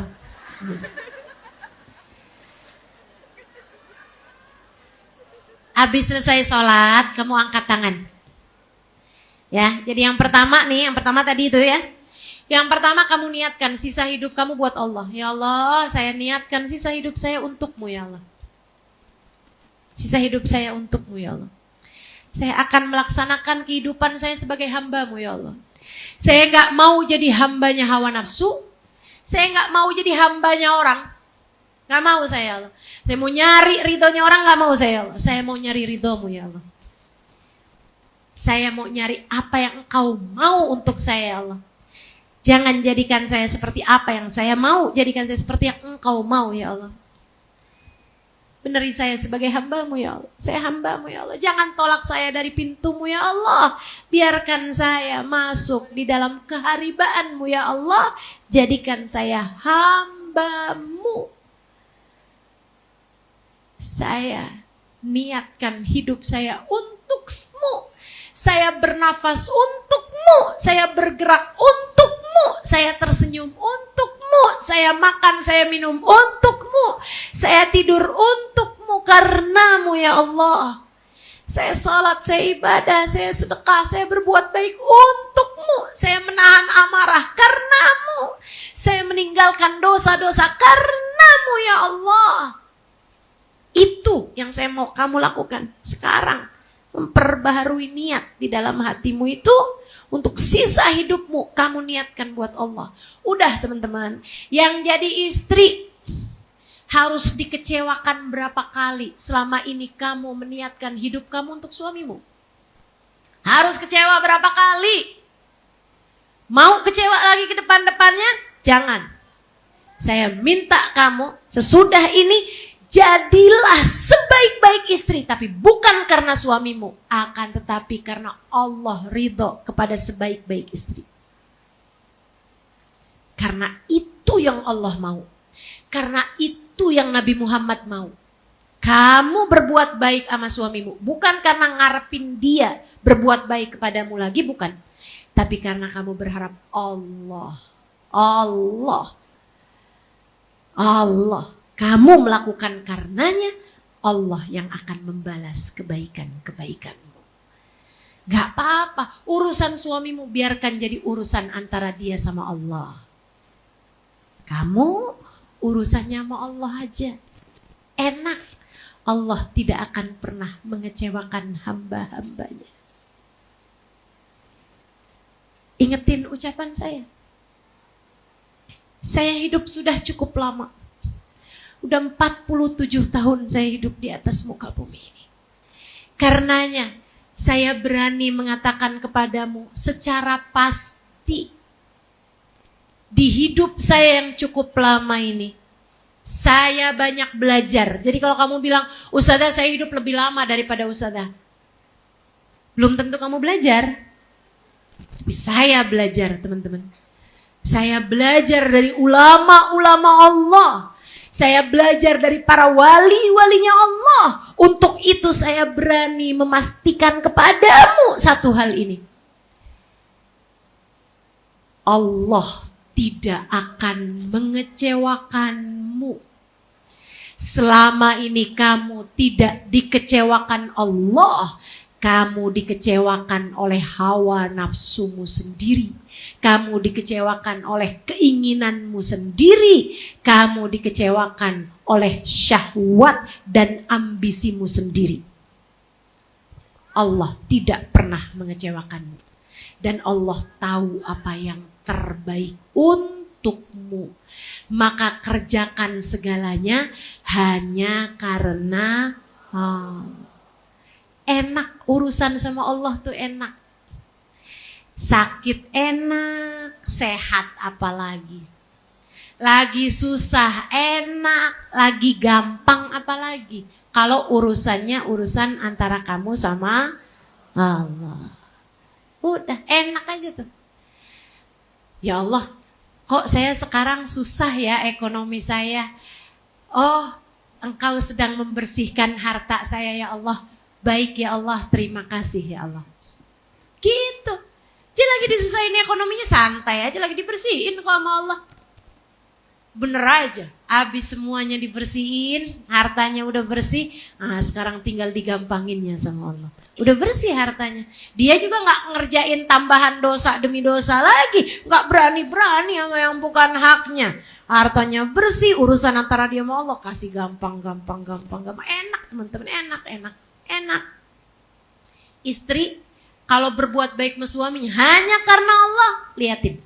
Kamu ngarepinnya balasan dari Allah, tahu-tahu hati suaminya jadi tambah lebih lembut, hati suaminya tambah lebih baik. Padahal dia nggak ngerjain karena suaminya, dia ngerjain karena Allah. Enak. Orang tua berbuat baik sama anaknya, nggak karena biar anaknya begini, biar anaknya begitu, enggak. Dia ngerjain semuanya karena Allah SWT. Subhanallah. Anaknya jadi anak berbakti, anaknya jadi anak Masya Allah. Allah gak pernah mengecewakan. Kerjain sesuatu karena Allah, dibales sama Allah SWT 10 kali lipat minimalnya di dunia, sebelum Allah akan membalas dengan seindah-indah balasan berupa surga. Benerin niat sekarang untuk sisa hidupmu. Kemudian kerjakan tiap hari sholat 2 rakaat. Di waktu pagi. Habis selesai sholat, usahakan yang khusyuk sholatnya karena Allah. Kemudian kamu bilang, ya Allah, ada hari baru yang Engkau minta aku menjalaninya ya Allah. Ya Allah, gak ngerti cara jalaninnya. Kecuali jika Engkau berkenan membimbing diriku ya Allah. Bimbing hambamu ini ya Allah. Bimbing hambamu ini. Biar bisa ngerjain yang benar. Ngomong yang benar. Berpikir yang benar. Merasa dengan hati perasaan-perasaan yang benar. Minta dibimbing. Sampai akalnya minta dibimbing, hatinya minta dibimbing. Ya Allah, saya meniatkan hari ini, saya menjalaninya untuk-Mu ya Allah, maka jangan pernah tinggalkan aku. Cakep. Hambanya Allah cakep. Jadi hambanya Allah indah teman-teman saudara sekalian. Orang bisa melihat kamu gak penting. Tapi selagi kamu punya hubungan yang indah antaramu dengan Allah, kalau sudah Allah menganggapmu penting, yang lain bisa apa? Orang bisa menganggapmu hina, tapi kalau sudah Allah memuliakanmu, yang lain bisa apa?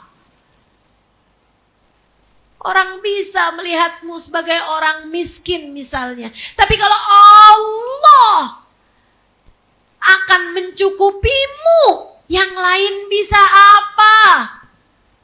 Yang lain bisa apa? Hidup bukan tentang pandangan orang, Bu. Hidup bukan tentang penilaian orang, Dek. Maka gak usah terus-terusan terpaku kepada bagaimana orang memandangmu. Niatkan hidupmu antaramu sama Allah. Yang lagi belajar, niatin belajarnya buat Allah. Kerjain nih yang saya minta tadi ini. Tiap pagi hari bilang sama Allah, ya Allah bimbing. Biar saya bisa menerima ilmu dengan benar ya Allah. Kasih kemanfaatan pada ilmu saya Allah. Saya pengen ngerti caranya jadi hamba-Mu yang bagus ya Allah. Yang benar, yang indah ya Allah. Karuniakan kepada saya ilmu yang Engkau inginkan ya Allah. Gitu. Hidup buat Allah SWT. Saudara sekalian saya muliakan. Nah, selain daripada itu, Ustazah, kenapa Ustazah ngajarin ini padahal ada yang lebih sering lagi gitu kan buat kita kerjain? Karena kita nih kadang-kadang suka susah konsentrasinya, tapi kalau buat konsentrasi setiap pagi berapa menit gitu lebih mudah, teman-teman. Diajarkan oleh guru-guru saya untuk jangan meninggalkan satu hari tanpa istikharah. Ustazah, kalau saya mens gimana? Nah, kalau lagi mens kan sholat istikharahnya nggak boleh, tapi doanya kan bisa. Duduk di waktu pagi ya, kamu berzikir, kamu beristighfar 100 kali misalnya. Kamu baca zikiran pagi, wirdul latif, zikir pagi sore itu kan. Nah, kamu baca, habisnya itu kamu angkat tangan. Ya Allah, ada hari baru yang kau perintahkan aku untuk menjalaninya ya Allah. Perintahkan saya buat menjalaninya. Ya Allah, gak ngerti cara jalaninnya kecuali kau bimbing saya. Allah, bimbing saya Allah biar bisa jalanin sesuai dengan apa yang kau inginkan. Gitu. Ya, nah sisanya yang terakhir, tiap sholat Allah sebenarnya sudah mengingatkan kita urusan niat. Tiap sholat, Allahu Akbar, Allahu Akbar kabira, walhamdulillahi katsira, subhanallahi bukratan wa asila. Ya Allah, aku mengagungkanmu dengan seagung-agungnya dirimu ya Allah. Aku bertasbih kepadamu sepanjang siang dan malamku ya Allah. Inni wajjahtu wajhi lilladzi fataras samawati wal ard. Aku hadapkan diriku, saya menghadapkan diri saya ya Allah, yang hina dina penuh dosa ini, lilladzi fataras samawati wal ard, kepada Engkau ya Allah penguasa langit dan bumi. Hanifah, saya menyerah, saya tunduk, saya pasrah, saya patuh. Muslimah, saya menyerah kepadamu ya Allah. Wa ma ana minal musyrikin, saya enggak pernah ragu-ragu kepadamu ya Allah. Inna salati wa nusuki wa mahyaya wa mati lillahi rabbil. Salat saya sekarang ya Allah, gak cuman salat yang ini, wa nusuki, semua ibadah saya, zikir saya, ngaji saya, hadir di majelisnya saya ya Allah, saya ngajar, saya belajar, saya sedekah, semua ibadah saya, mahyaya, bahkan mahyaya, hidup saya Allah, saya makan, saya minum, saya tidur, saya jalan, saya senyum, saya nangis, saya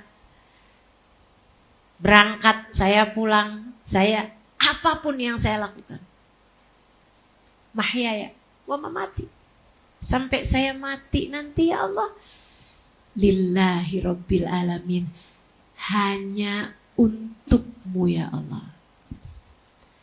Hanya untukmu ya Allah. Betapa seringnya selama ini kita bohong sama Allah.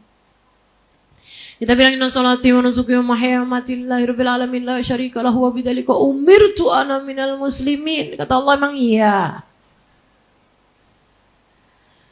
Bukannya kepengen dapat duit? Emang iya? Bukannya kepengen dicintai sama suaminya? Emang iya? Bukannya kamu kepengen punya ini, punya itu? Emang iya? Lillahi rabbil alamin, katamu dalam setiap sholatmu. Ya Allah, saya lakukan sholat ini gak ngarep apa-apa, gak pengen apa-apa. Wa mahyaya wa nusuki, semua ibadah yang saya lakukan, mahyaya bahkan hidup saya ya Allah, mamati bahkan mati saya ya Allah. Enggak karena berharap pandangan orang, enggak karena berharap dicintai manusia, enggak karena berharap untuk mendapatkan kesenangan dunia. Semuanya saya lakukan lillahi rabbil alamin, karenamu ya Allah, hanya untukmu ya Allah. Engkau penguasa alam jagat raya, hidup matiku ada dalam kendalimu. Saya lakukan semuanya karenamu ya Allah, karenamu ya Allah. La syarikalah, Tak akan aku duakan engkau dengan apapun. Tak akan aku duakan engkau dengan suamiku. Tak akan aku duakan engkau dengan anakku. Tak akan aku duakan engkau dengan orang tuaku. Tak akan aku duakan engkau dengan pandangan manusia. Tak akan kuduakan engkau dengan harta. Tak akan kuduakan engkau dengan uang. Tak akan kuduakan engkau dengan apapun. Aku hanya akan mencari keridhaanmu ya Allah. La syarikalah. Wabidzalika umirtu. Aku faham, aku hidup untuk itu ya Allah. Aku hidup untuk menjadi hamba-Mu. Aku mengerti. Karena Engkau telah utuskan Nabi Muhammad memberitahukan hal ini padaku. Wa ma khalaqtul jinna wal insa illa liya'budun. Aku ciptakan jin dan manusia untuk aku, kata Allah. Untuk ibadah padaku, untuk mendekat padaku, untuk aku. Maka kita jalani hidup untuk Allah. Jadilah sebaik-baik hamba Allah. Saat itulah Allah akan jadi seindah-indah Tuhan untukmu. Saat itulah sebelum kamu tengadah tangan, Allah sudah berikan apa yang kamu mau. Bahkan sebelum lisan sempat berucap. Untuk hamba-hamba tercinta di sisi Allah. Seperti yang Allah sampaikan dalam hadis qudsinya. Wa idza sa'alani la'u'tiyanna. Wa idza sta'adani la'u'idhanna. Apabila kamu menjalankan kehidupanmu seperti apa yang aku mau, maka apabila kamu meminta, aku akan segera memberi padamu. Apabila kamu minta perlindungan dari sesuatu, aku akan melindungimu sehingga tidak terjadi apapun yang kamu takutkan. Ya Allah, saya takut anak saya kecelakaan. Ya Allah, aku akan lindungi anakmu. Ya Allah, saya takut ya Allah tercabutnya iman. Aku akan lindungi kamu. Ya Allah, saya takut ya Allah, ntar kalau misalnya ada gempa bumi, ada bencana, aku akan melindungimu. Ya Allah, lagi naik pesawat nih ya Allah, takut jatuh ya Allah, takut kena rudal nyasar ya Allah, takut kena lagi ada serangan Iran, aku akan melindungimu, kata Allah. Wa idza sta'adzani la'u'idhanna. Bahkan sebelum kamu sempat berucap, terkadang Allah sudah memberi padamu. Sebab Allah tahu apa yang kamu perlukan. Allah tahu apa yang kamu mau. Jadilah apa yang Allah mau. Allah akan kasih padamu apa yang kamu mau.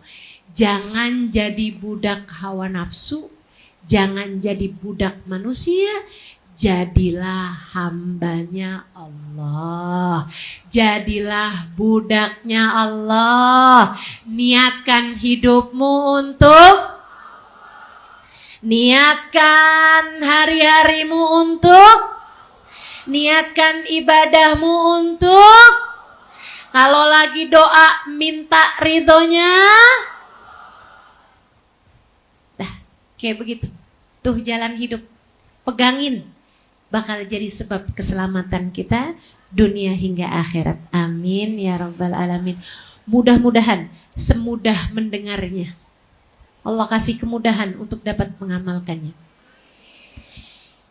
Ini ilmu mahal, teman-teman.